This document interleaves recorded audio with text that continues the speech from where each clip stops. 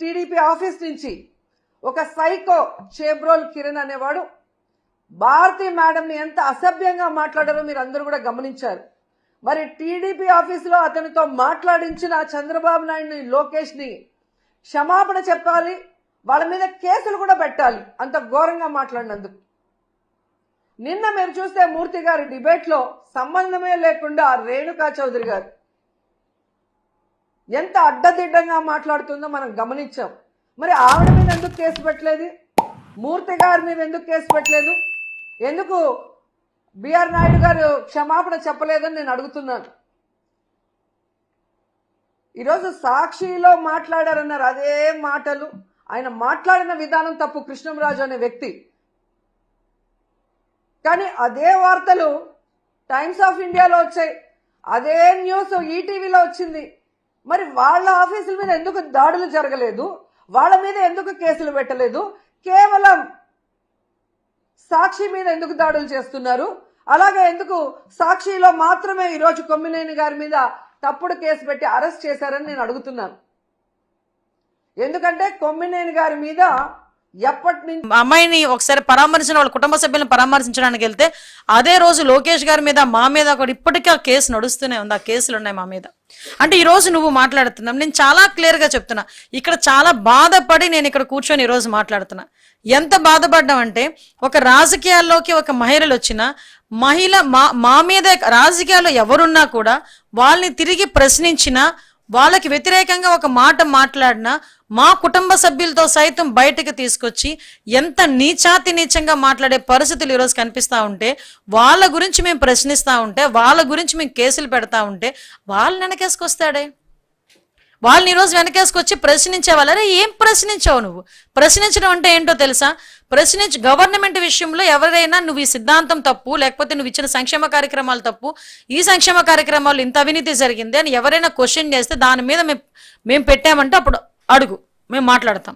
నీకులాగా 60 సంవత్సరాల ఆవిడ రంగనాయకమ్మ ఆ రోజు ఎల్జీ పాలిమర్స్ కి సంబంధించి ఒక ఇష్యూ గురించి సోషల్ మీడియాలో మీరు మాట్లాడితే ఆ రోజు ఎందుకు ఆవిడని సిఐడి ఆఫీస్కి రప్పించి ఆవిడకి నోటీసులు ఇచ్చి అర్ధరాత్రులు నోటీసులు పంపించి చేసే పరిస్థితి మేము ఎక్కడ కూడా చేయలేదే.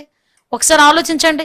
అదేవిధంగా సంతోష్ అని ఒక అబ్బాయి, రాజమండ్రి కుర్రోడు, వరద బాధితుల గురించి అని చెప్పి ఆ అబ్బాయికి గురించి క్వశ్చన్ చేశాడని ఆ ప్రేంది.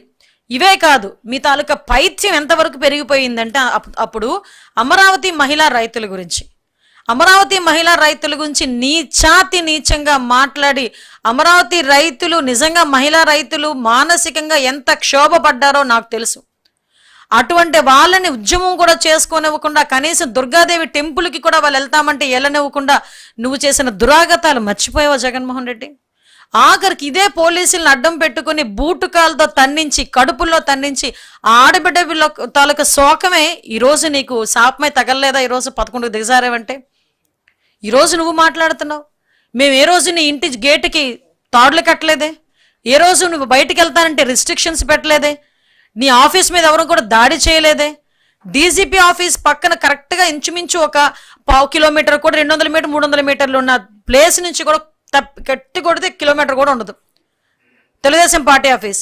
డీజీపీ లోపలే ఉంటాడు, బయట ఏమో తెలుగుదేశం పార్టీ ఆఫీస్ మీద దాడి జరిగిద్ది.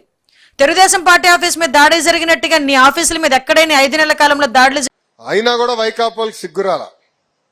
నిన్న చూసారా సాక్షిలో ఎట్లా మాట్లాడారు? అంటే ఇప్పుడు కూడా సిగ్గు లేకుండా అట్లా మాడుతున్నారు, మహిళల్ని కించపరిచే విధంగా మాడుతున్నారు. ఎనివే ఒకడు అయిపోయాడులే, రెండోడు కోసం ఎత్తుకుతున్నాం, దొరుకుతాడులే. మహిళల్ని అవమానించిన ఎవడు పారిపోయే ప్రసక్తే లేదు. పట్టుకొచ్చి బండకేసి కొట్టి లోపలేసే బాధ్యత మన ప్రభుత్వం తీసుకుంటుంది. ఒక బ్రోకర్ ఉన్నాడు అక్కడ, వాడి పేరు నాకన్నా మీకే బాగా తెలుసు. ఆ బ్రోకర్ గారు ఈరోజు లేసి మాడుతాడా మహిళలు కించపరిచేదంగా? ఉంటుందిరా భయ్, ఎక్కడ పోతారు? మనం కార్యకర్తల బాధ ఉంది, మొదటి రోజే బతికెళ్ళచ్చు కదా అని, మొదటి రోజులో బొక్కలు వేయచ్చు కదా అని. అది 2 నిమిషాల పని తల్లి. కానీ నేను కోరేది మిమ్మల్ని అందరినీ, జరుగుతున్నాయి ప్రజల్లోకి తీసుకెళ్లాలమ్మా. ఎట్లా అడుగడుగున మహిళలను అవమానిస్తూనే ఉన్నారు. 2019లో 2020లో నేను మాడితే లోకేష్కి చీర గాజులు పంపిస్తానని చెప్పారు. అంటే మహిళల్ని కించపరిచే విధంగా కాదా? శాసనసభ సాక్షిగా మన తల్లిని అవమానించలేదా అన్నాడు. అంటే అడుగడుగున అవమానించారు, అడుగడుగున ఇబ్బంది పెట్టారు. ఇప్పుడు కూడా మారలేదు. కానీ అదే తెలుగుదేశం పార్టీలో ఎవరన్నా భారతిరెడ్డి గారి గురించి ఒక్క మాట అటు ఇటు తూలితే ఇమ్మీడియట్ గా మన యాక్షన్ తీసుకుంటాం. దానికి కారణం ఒకటి, ప్రజలు మన దగ్గర నుంచి మంచి పరిపాలన కోరుతున్నారు, సుపరిపాలన కోరుతున్నారు, ముందరికి నడిపించండి అని కోరుతున్నారు. వాళ్ళు చేస్తున్నారు కనుక మనం కూడా చేస్తే వాళ్ళకు పట్టిన గతే మనకు పడుతుందని దయచేసి కార్యకర్తలు ఆలోచించమని కోరుతున్నారు. మమ్మల్ని విమర్శించే నాయకులకి అందరికీ నేను చెప్తున్నాను, ఈ రోజున ఇలాగే మీరు తీసుకొస్తా ఉండండి. మీరు నిశ్చలంగా ఉండండి, ఏమి చేయకుండా. హోం బాధ్యతలు కూడా తీసుకోవాల్సి వస్తుంది, గుర్తుపెట్టుకోండి. అందరూ బాగుండాలని కోరుకుంటాం, అందరూ బాగుండాలని కోరుకుంటాం, అందరూ బాగుండాలని కోరుకుంటాం.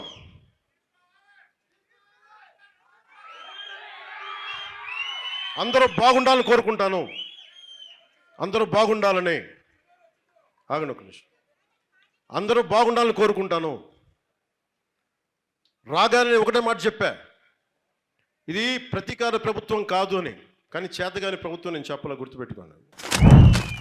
ఎందుకంటే మీరు గతంలో లాగా నోటుకొచ్చినట్టు మాట్లాడితే ఇంక వింటా నాకు కూడా ఓపిక పోయింది. ఇంకా నాకు కూడా